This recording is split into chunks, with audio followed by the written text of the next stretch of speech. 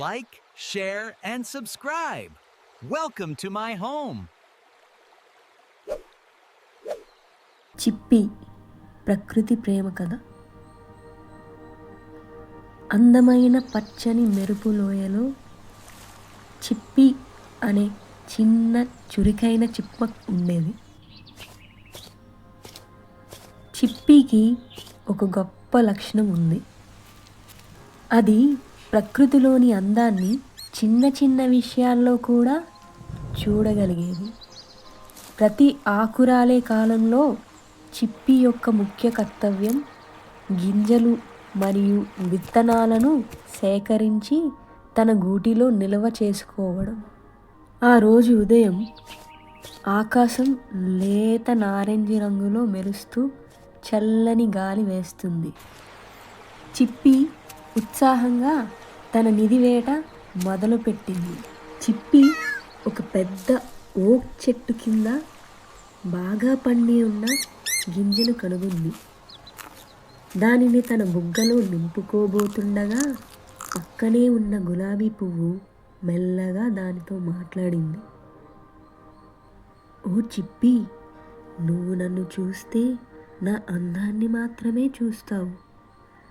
కానీ నేను ఈరోజు వాడిపోతే నువ్వు అప్పుడు కూడా నాకు ప్రేమ చూపగలవా? తప్పకుండా. నువ్వు వాడిపోతే నేను నిన్ను మరింతగా ప్రేమిస్తాను. ఎందుకంటే నువ్వు వాడిపోయిన తర్వాతే కదా నీలోని విత్తనాలు భూమిలో పడి మళ్ళీ కొత్త జీవితాన్ని ప్రారంభిస్తాయి. అందమైన ముగింపే కొత్త ప్రారంభానికి నాంది. చిప్పి ఆ గింజను బుగ్గలో పెట్టుకొని పక్కనే ఉన్న రాతిపై దూకింది. అంతలో ఆకాశం మబ్బులు పట్టి చినుకులు పడటం మొదలైంది. ఓ చిప్పి, నువ్వు నన్ను చూస్తే గట్టిగా కదలని దానిలా చూస్తావు. కానీ ఈ వర్షం నాపై పడితే నేను కరిగిపోతానా? నా అస్తిత్వం పోతుందా? లేదు, నువ్వు కరిగిపోవు.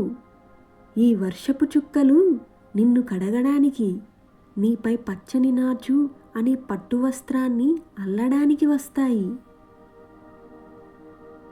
ఈ వర్షం ద్వారానే కదా నీ చుట్టూ ఉన్న చెట్లు వేళ్ళు నిన్ను గట్టిగా పట్టుకొని వాటికి జీవనాన్ని ఇస్తాయి.